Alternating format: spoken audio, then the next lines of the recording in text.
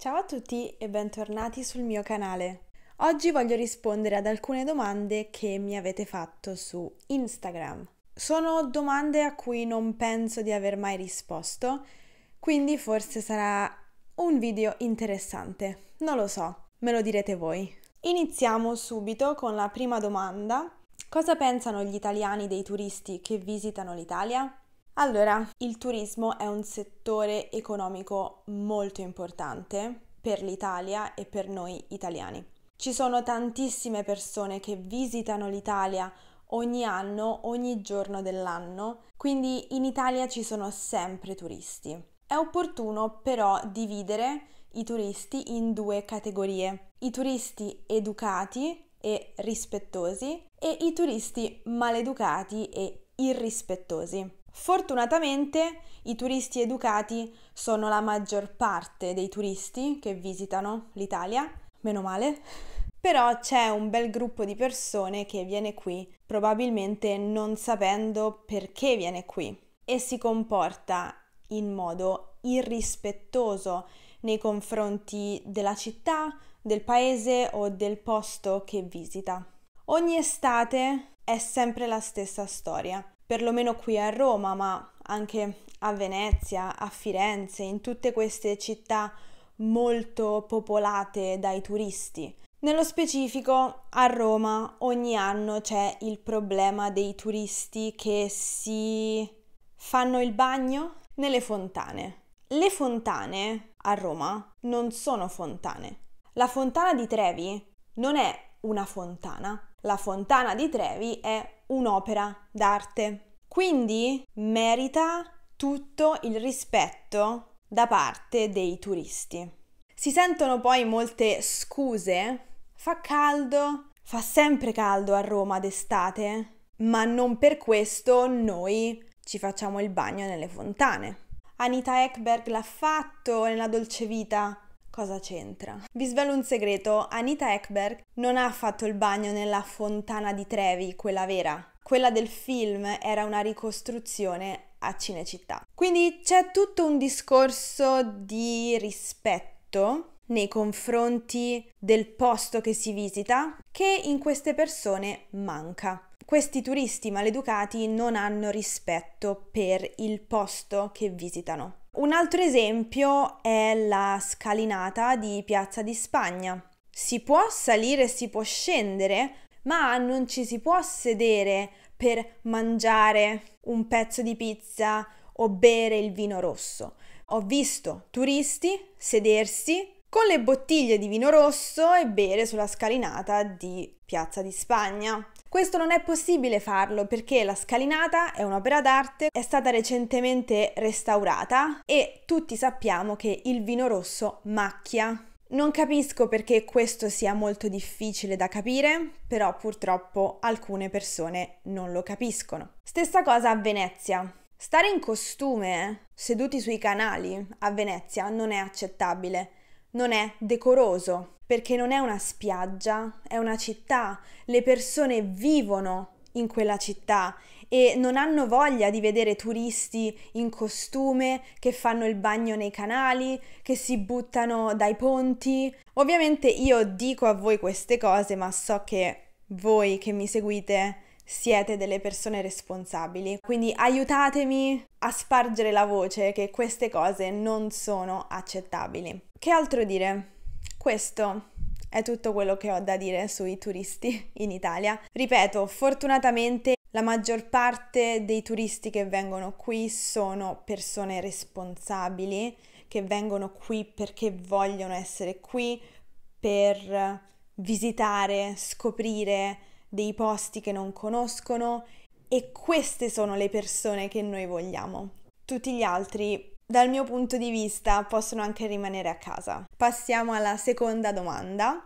Agli italiani piace mangiare il cibo di altri paesi o preferiscono mangiare solo il cibo italiano? Noi mangiamo anche il cibo di altri paesi. Voglio sfatare questo mito oppure voglio rompere questo stereotipo. Mangiamo anche il cibo di altri paesi, quello che chiameremmo cibo etnico. Se andate a Milano, a Roma, troverete tantissimi ristoranti cinesi, giapponesi, messicani, indiani, thailandesi, anche ristoranti marocchini, tunisini, eccetera. Ci piace mangiare il cibo di altri paesi perché noi apprezziamo tutti i cibi. Ovviamente il nostro preferito rimarrà sempre il nostro cibo italiano, ma questo non esclude gli altri cibi. Esiste rivalità tra le regioni? C'è una parte del paese che si crede più importante o interessante? Diciamo di sì. C'è un po' di rivalità tra le regioni e ci sono delle regioni che si pensano più importanti o interessanti di altre. Per esempio, dal punto di vista economico, la Lombardia e il Veneto, ad esempio, sono le regioni più produttive e loro si vantano di questo, anche se vogliamo giustamente, perché è vero che sono le regioni più produttive d'Italia, quindi va bene così. Poi c'è un altro esempio che potrei farvi. A volte la Toscana può essere una regione un po' presuntuosa.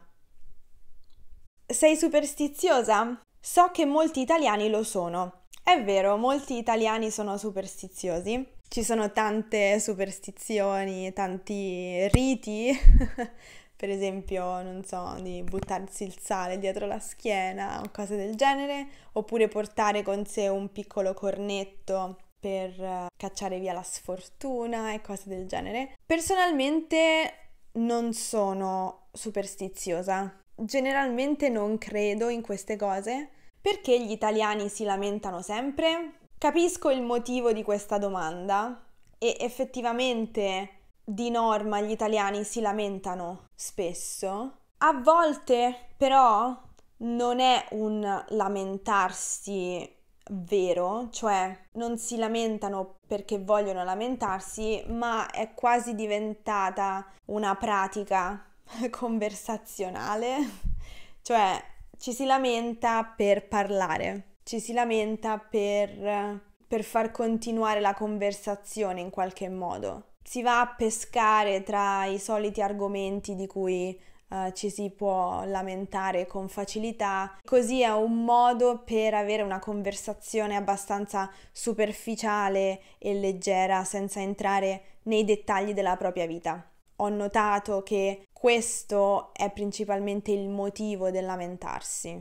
È vero che l'Italia è un paese di vecchi? Ci sono molti giovani a Roma? Allora, stando alle statistiche, sì, l'Italia è un paese che sta invecchiando progressivamente perché il tasso di natalità è ai minimi storici. Quindi se voi andate a cercare su internet troverete degli articoli di giornale che parlano di questo. Però a Roma ci sono tantissimi giovani. Ovunque io vada vedo tantissime donne incinte. Quindi forse è solo una mia percezione, non lo so, vedo solamente quello che mi circonda. A volte le statistiche possono essere molto negative e non rispecchiare al 100% la realtà, ma indubbiamente l'Italia sta invecchiando e il tasso di natalità è molto basso, però questo non vuol dire che non ci siano bambini che nascono, non ci siano donne incinte. Ripeto, ovunque io vada a Roma vedo donne incinte, bambini piccoli e tantissimi giovani, tantissimi ragazzi. Quindi, non lo so, ci sono due punti di vista, quello delle statistiche e quello della vita reale, della mia testimonianza e di quello che si vede in giro. Gli italiani in generale parlano, conoscono molte lingue? Allora, in generale gli italiani non sono un popolo propenso ad imparare molte lingue straniere, però ci sono molti italiani che parlano benissimo una seconda lingua, che può essere l'inglese, può essere lo spagnolo, può essere il francese. Poi ci sono anche gli italiani che vivono nelle zone di confine dove molte persone sono bilingue, proprio perché vivono al confine e quindi parlano l'italiano e parlano l'altra lingua al di là del confine, quindi ci sono persone bilingue in italiano e tedesco, italiano e sloveno, italiano e francese. Spesso si dice che gli italiani siano ignoranti nelle lingue straniere, che non sappiano parlare alcuna lingua straniera. È di nuovo uno stereotipo che magari era vero anni fa, ma adesso non più, perché i giovani italiani sono molto motivati, vogliono esplorare il mondo, vogliono viaggiare, quindi vogliono anche imparare altre lingue straniere. Direi che in generale gli italiani parlano e conoscono una seconda lingua straniera, la conoscono e la parlano in media sufficientemente bene da farsi capire, eccetera. Poi, come ho detto prima, molte persone parlano una seconda o una terza lingua davvero bene. Sono una libera professionista straniera e ora vivo in Italia. Come posso trovare amicizie italiane?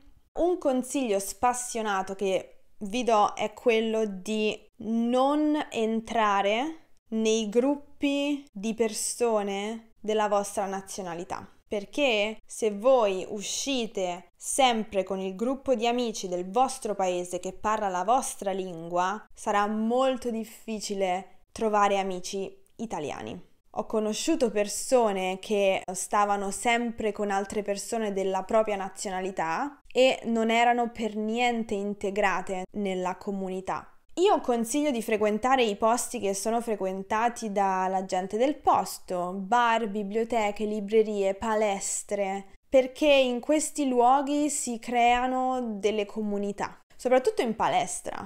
Se volete trovare degli amici italiani o delle persone italiane con cui parlare, uscire, andate in palestra. Quindi il segreto in realtà è frequentare posti del genere, dove c'è una comunità, dove si crea una comunità, dove si possano creare questi rapporti tra le persone. Anche per esempio un bar di zona, un bar. Il bar in Italia è un posto diverso, non è il bar come in inglese bar, no. Al bar si beve il caffè, si fa colazione, si fa aperitivo, si possono comprare le caramelle, si possono comprare i gratta e vinci, eccetera.